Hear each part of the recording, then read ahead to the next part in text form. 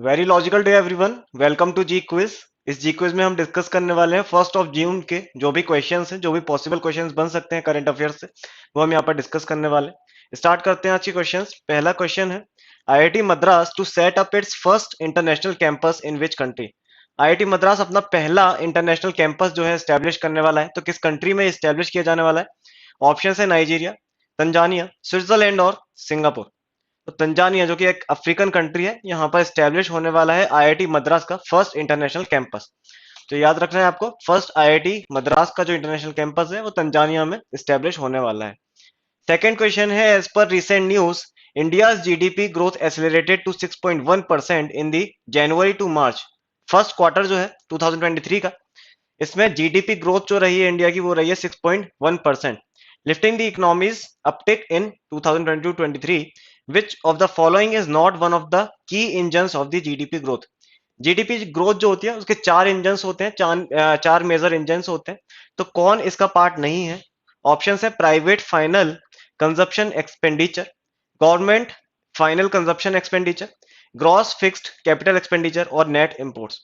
तो net import जो है वो इसका एक इंजन नहीं है, ये आपका नेट इंपोर्ट्स एंड एक्सपोर्ट्स दोनों है।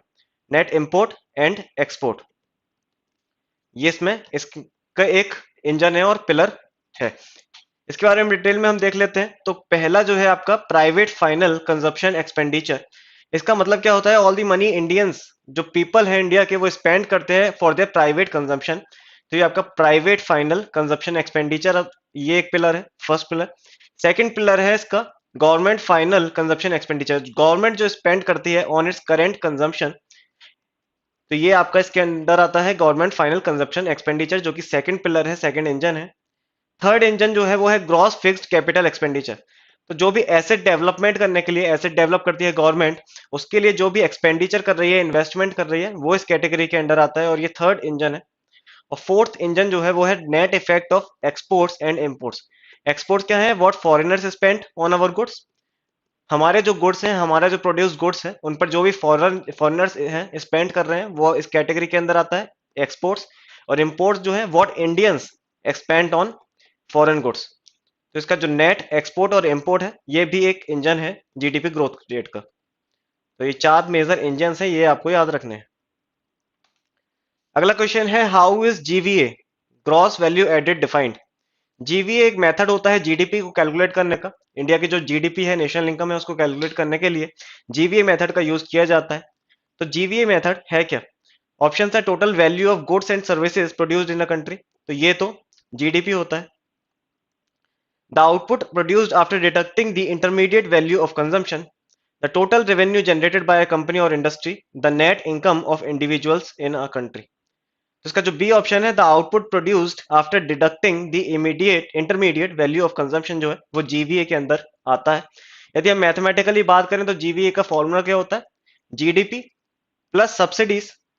सब्सिडीज कोई भी हो सकती है, वेदर प्राइवेट और गवर्नमेंट, प्राइवेट और गवर्नमेंट सब्सिडीज इसमें इंक्लूड की जाती है, minus taxes on the product. किसी भी तरह का यदि टैक्स है तो वो इससे डिडक्ट कर लिया जाता है, उसके बाद जीवीए जो है वो निकलता है। तो GDP plus subsidies minus taxes on the product जो होता है वो आपका जीवीए होता है, ग्रॉस वैल्यू एडेड मेथड होता है। नेक्स्ट क्वेश्चन है, which ministry of the government of India is responsible for statistics and programme implementation. तो मॉस्पी जो है, MoSPI ministry of statistics and programme implementation, ये आपका रेगुलेट करता है, रिस्पॉन्सिबल होता है स्टेटिस्टिक्स एंड प्रोग्राम इम्प्लीमेंटेशन के लिए। करेंटली हम यदि बात करें तो यूनियन मिनिस्टर हैं इसके, मॉस्पी के, राव इंद्रजीत सिंह।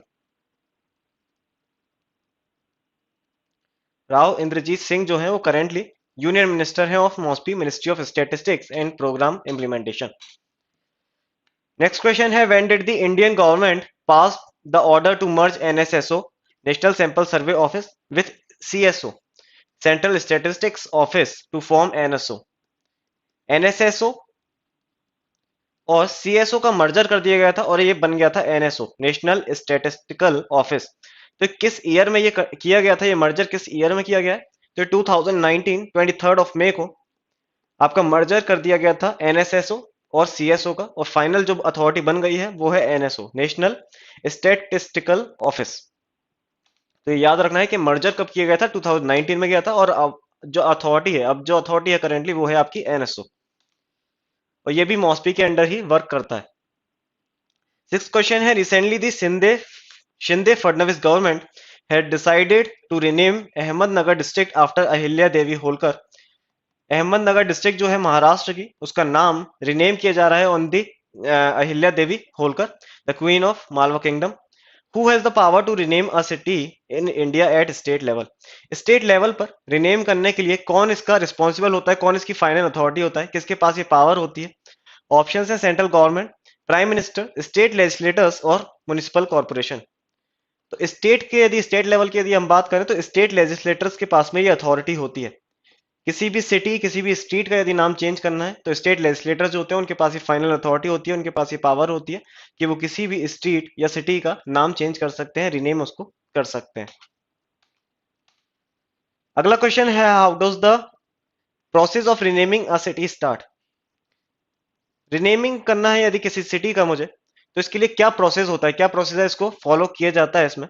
तो through a request by the chief minister, through a resolution proposed by the MLA, through a public referendum और through a recommendation by local municipality. तो इसके लिए जो एमएलए होते हैं वो एक रेजोल्यूशन प्रपोज करते हैं इन दी स्टेट लेजिस्लेटिव असेंबली। तो प्रोसीजर की यदि हम बात करें तो सबसे पहले एमएलए जो होते हैं वो प्रपोज करते हैं एक resolution in the state legislative assembly, उसके बाद इस पर डिस्कशन किया जाता है। एमएलए ने प्रपोज किया स्टेट लेजिस्लेटिव असेंबली में, उसके बाद इस पर डिस्कशन होता है, उसके बाद इस पर वोटिंग होती है, उसके बाद इस पर वोटिंग होती है, और वोटिंग में यदि मेजोरिटी मिल जाती है तो जो भी कंसर्न सिटी या स्ट्रीट है उसका नाम चेंज कर दिया जाता है, उसको रिनेम कर दिया जाता है। तो ये प्रोसीजर आपको समझना है कि सबसे पहले एक एमएलए इसको प्रपोज करेगा, एक रेजोल्यूशन को प्रपोज करेगा इन दी स्टेट लेजिस्लेटिव असेंबली, उसके बाद इस पर डिस्कशन होगा, डिस्कशन के बाद वोटिंग होगी, और वोटिंग यदि मेजोरिटी मिल जाती है तो ये जो है रिनेमिंग कर दी जाएगी उस सिटी की और स्ट्रीट की। एट्थ क्वेश्चन है, what is the required majority for a resolution related to city renaming to be declared passed. किस तरह की मेजोरिटी इसमें चाहिए होती है? जब हमने बात करी कि वोटिंग की जाती है, इसमें मेजोरिटी की आवश्यकता होती है, तो मेजोरिटी किस तरह की होनी चाहिए? Two third majority, simple majority, unanimous decision और approval by the chief minister. तो सिंपल मेजोरिटी जो है वो इसमें होनी चाहिए। सिंपल मेजोरिटी यानी 50% प्लस वन, जो भी स्ट्रेंथ है हाउस की उसका 50% प्लस वन वोट जो है वो सिंपल मेजोरिटी आपका कहलाता है, और रिनेमिंग के लिए भी सिंपल मेजोरिटी ही जरूरत होती है, रिक्वायर्ड होती है। नेक्स्ट क्वेश्चन है, BRICS foreign ministers meeting will took place in which country. अभी रिसेंटली ब्रिक्स की फॉरेन मिनिस्टर्स की मीटिंग जो है वो चल रही है, तो ये किस कंट्री में ऑर्गेनाइज की जा रही है, कौन सी कंट्रीज को होस्ट कर रही है? ऑप्शंस है रशिया, इंडिया, चाइना और साउथ अफ्रीका। साउथ अफ्रीका में, साउथ अफ्रीका के केप टाउन में ये जो फॉरेन मिनिस्टर्स की मीटिंग है ऑफ ब्रिक्स नेशन, ये कंडक्ट की जा रही है। तो याद रखना है, ब्रिक्स 5 मेंबर एक बॉडी है BRICS, consisting of Brazil, Russia, India, China और साउथ अफ्रीका। इसकी जो फॉरेन मिनिस्टर्स की मीटिंग है वो अभी केप टाउन साउथ अफ्रीका में कंडक्ट की जा रही है। 10th क्वेश्चन है, recently Ved Kumari Ghai passed away. Ved Kumari Ghai recently passed away, she was related to, किस फील्ड से रिलेटेड थी ये? ऑप्शन है सिंगर, डांसर, जर्नलिस्ट और संस्कृत स्कॉलर। तो वेद कुमारी घई जो है वो एक संस्कृत स्कॉलर थी, रिसेंटली इनकी डेथ हो गई है, जिसमें पीएम मोदी जो थे उन्होंने भी ट्वीट करके इसमें संवेदना प्रकट की है अपनी, कि अब जो जो भी इन्होंने संस्कृत के फील्ड में जो भी डेवलपमेंट्स किए थे उसको भी इसमें याद किया गया है, उसको भी रिकॉग्नाइज किया गया है। Recently which states cabinet approved gender inclusive tourism policy. किस स्टेट की कैबिनेट ने recently gender inclusive tourism policy जो है वो अप्रूव की है? तो इसका करेक्ट आंसर है महाराष्ट्र। महाराष्ट्र गवर्नमेंट ने recently gender inclusive tourism policy जो है वो अप्रूव की है। इसमें क्या होने वाला है, इसमें जो वुमेन वुमेन है, वुमेन के डेवलपमेंट की बात की गई है, वुमेन का एम्पावरमेंट करने के लिए ये जो प्रोग्राम है, ये जो पॉलिसी है वो डेवलप की गई है, state gender inclusive tourism policy, और इसका जो नाम है वो है आई आई इस पॉलिसी का नाम रखा गया है। तो वुमेन एंटरप्रेन्योर्स जो हैं उनको डेवलप करने के लिए, उनको एम्पावर करने के लिए ये जो पॉलिसी है वो लाई गई है। इसके अलावा in this policy the five principles of women entrepreneurship development, infrastructure for women, prioritising the safety of women tourist जो है उनकी सेफ्टी के लिए भी इसमें बात की गई है, उनको प्रायोरिटाइज करना है, इंफ्रास्ट्रक्चर डेवलप करना है for women, customised products for women tourist and discounts and travel and tourism development to be adopted. तो ये इसके 5 पिलर्स हैं, 5 प्रिंसिपल्स हैं वुमेन एंटरप्रेन्योरशिप को डेवलपमेंट करने के लिए। Which state government recently announced to set up de-addiction centers in all its districts? तो तेलंगाना गवर्नमेंट जो है, तेलंगाना गवर्नमेंट ने रिसेंटली अनाउंस किया है कि वो नशा मुक्ति केंद्र डी एडिक्शन सेंटर जो है वो खोलने वाले हैं, सेटअप करने वाले हैं in all it's 33 districts. Telangana की सभी 33 डिस्ट्रिक्ट्स में नशा मुक्ति केंद्र डी एडिक्शन सेंटर जो है वो सेटअप होने वाले हैं। तो ये आपको याद रखना है कि ऐसा पहला स्टेट कौन बन गया है जो जिसने अपनी सारी डिस्ट्रिक्ट्स में नशा मुक्ति केंद्र स्टैब्लिश किए हैं, तो तेलंगाना ऐसा फर्स्ट स्टेट बन गया है। 13th क्वेश्चन है, recently new necrophilia was in news, how is necrophilia defined? Necrophilia recently news में देखा गया था, हाई कोर्ट ऑफ कर्नाटका जो है उसने रिसेंटली एक वर्डिक्ट दिया है इस पर। तो नेक्रोफिलिया है क्या? ऑप्शन है fear of living beings, a sexual attraction to inanimate objects, a paraphilia involving sexual pleasure with dead bodies, and a psychiatric disorder related to compulsive cleaning। तो ये जो नेक्रोफिलिया है वो है आपका a paraphilia involving sexual pleasure with dead bodies. तो ये necrophilia पता होना चाहिए क्या है, क्योंकि रिसेंटली ये न्यूज में रहा है, आपके एग्जाम पॉइंट ऑफ व्यू से बहुत इंपॉर्टेंट है। इसी से रिलेटेड एक और क्वेश्चन है, what specific amendment does the Karnataka high court recommend to section 377 of IPC? IPC के सेक्शन 377 में एक अमेंडमेंट सजेस्ट किया है कर्नाटका हाई कोर्ट ने, रिकमेंड किया है। तो ये क्या है? ऑप्शन है including dead bodies of man, women and animals, introducing a separate provision for offences against dead women both A and B, और removal of 377 and inclusion of stricter version. तो इसका करेक्ट आंसर है both A and B. तो ये दो recommendation जो है high court of Karnataka ने दी हैं, including dead bodies of man, women and animals in this section 377 में जो भी प्रोविजंस है उसमें डेड बॉडीज को इंक्लूड किया जाना है, साथ ही introducing a separate provision for offences against dead women. तो ये right of liberty of dead body जो है उसके अंतर्गत भी आता है, इसलिए इसको एड ऑन करने की बात की गई है हाई कोर्ट ऑफ कर्नाटक के द्वारा। 15th क्वेश्चन है, recently which country announced plan to send a manned mission to the moon by 2030? 2030 तक एक मैन्ड मिशन सेंड करने वाला है चाइना। चाइना जो है इसका करेक्ट आंसर है, China announce to send a manned mission to moon by 2030। तो ये आपको याद रखना है, चाइना जो है वो मैन्ड मिशन भेजने वाला है अपना China by the year 2030। 16th question है, इंटरनेशनल बायोडाइवर्सिटी डे 22 मई को मनाया जाता है, इसके बारे में हम देख चुके हैं। Serves as a reminder of how important our natural world is in addressing the climate change crisis. When was the Aichi biodiversity targets adopted? CBD 2010 जो था आपका convention on biodiversity, convention on biodiversity की जो conventions होते हैं उसका 2010 का जो एडिशन था जो कि नागोया में हुआ था, नागोया जापान में हुआ था, उसमें आपके 20 टारगेट्स सेटअप किए गए थे जिसका नाम था आईची टारगेट। तो 2010 इसका करेक्ट आंसर है। आईची टारगेट्स अडॉप्ट किए गए थे 2010 में इन दी सीबीडी 2010 जो कि नागोया में हुई थी।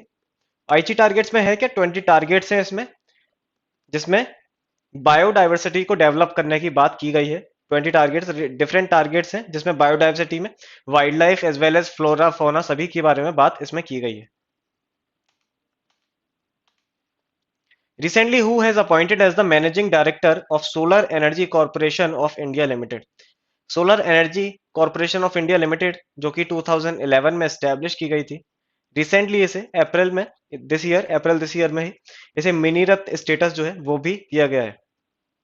अप्रैल 2023 में से मिनीरत्न स्टेटस मिला है, 2011 में एस्टेब्लिश किया गया था और रिसेंटली मैनेजिंग डायरेक्टर इसके अपॉइंट हो गए हैं अजय यादव। अजय यादव को recently solar energy corporation of India limited का मैनेजिंग डायरेक्टर जो है अपॉइंट कर दिया गया है। 18th क्वेश्चन है, recently graphene is in news as it is used in touch screens, LEDs और एलसीडीज। ग्राफीन का जो है काफी यूज देखने को मिल रहा है इन दी एलसीडीज, एलईडीज और touch screens. Graphene is the allotrope of, graphene किसका एलोट्रॉप है? ऑप्शन है ऑक्सीजन, कार्बन, मैग्नीशियम और बेरियम। तो कार्बन का ये एलोट्रॉप है। ग्राफीन जो है नैनो स्ट्रक्चर है ऑफ कार्बन और एलोट्रॉप भी है ये कार्बन का। इसके अलावा कार्बन के और एलोट्रॉप्स की यदि हम बात करें तो वो है आपका diamond. Diamond is also the allotrope of carbon, graphite and fullerene. Fullerene जिसे C60 भी बोलते हैं, ये भी एलोट्रॉप है आपका कार्बन का। तो ये कुछ एलोट्रॉप्स हैं ऑफ कार्बन। तो ये आपको याद रखते हैं, डायमंड, ग्रेफाइट, फुलेरिन और ग्रेफीन जो है वो एलोट्रॉप्स हैं आपके कार्बन के। In which state of India is the country's first graphene innovation centre set to come up? India का पहला ग्राफीन इनोवेशन सेंटर कहां पर सेटअप होने वाला है? तो ये आपका केरला में सेटअप होने वाला है। इंडिया का पहला ग्राफीन इनोवेशन सेंटर जो है वो केरला में सेटअप होने वाला है। लास्ट क्वेश्चन है, Elon Musk neuro technology company Neuralink has received FDA approval to initiate human trials. Elon Musk की जो कंपनी है न्यूरालिंक, जो कि ऐसे इक्विपमेंट्स डेवलप करती है जो कि न्यूरो टेक्नोलॉजी बेस्ड होते हैं, न्यूरो बेस्ड होते हैं, तो उन पर ह्यूमन ट्रायल्स के लिए रिसेंटली अप्रूवल मिल गया है एफडी के द्वारा। What is the primary focus of Neuralink? Neuralink के प्राइमरी फोकस क्या है? ऑप्शन है developing brain computer interfaces, building electric vehicles, designing renewable energy solutions and creating virtual reality devices. इसके बारे में हम बात देख ही चुके हैं कि डेवलपिंग ब्रेन कंप्यूटर इंटरफेस जो है, डेवलपिंग ब्रेन कंप्यूटर इंटरफेस जो है डेवलप करना काम है न्यूरालिंक का। न्यूरालिंक एलन मस्क की कंपनी है, ये भी याद रखना है। इसके अलावा स्पेस एक्स जो है वो भी एलन मस्क की ही एक कंपनी है। तो इसका जो न्यूरालिंक का जो गोल है वो है आपका to create a BCI, that is brain computer interface, that can be use to treat neurological disorders like paralysis and epilepsy. जो भी न्यूरोलॉजिकल डिसऑर्डर्स होते हैं उनको ट्रीट करने के लिए ये जो BCI है वो डेवलप किया जा रहा है न्यूरालिंक के द्वारा। तो ये भी आपको याद रखना है कि ऐसे टेक्नोलॉजिकल एडवांसमेंट्स करता है जिससे जो डिसऑर्डर्स हैं, न्यूरोलॉजिकल डिसऑर्डर्स हैं, उनको ट्रीट किया जा सके। इसी के लिए रिसेंटली FDA के द्वारा इसको ह्यूमन ट्रायल का अप्रूवल मिल गया है। लास्ट वीडियो का क्वेश्चन था, by which year does Assam CM aim to completely withdraw the armed forces special powers act of सपा as recently announced in the news. तो ये एंड ऑफ 2023 तक ये एम किया गया। कल के लिए क्वेश्चन है, recently India first second generation navigation satellite was in news. What is the name of the India first second generation navigation satellite? Option है नेवसेट 01, नावी 01, NVS 01 और नाविक 01। इसका करेक्ट आंसर जो है वो हम नेक्स्ट वीडियो में डिस्कस करेंगे। इसका आंसर आपको कमेंट बॉक्स में देना है, इसका सॉल्यूशन हम कल वीडियो में डिस्कस करने वाले हैं। तो मिलते हैं कल कुछ नए क्वेश्चन के साथ में, तब तक पढ़ते रहिए। Enjoy studies and stay tuned with विदिज्ञ।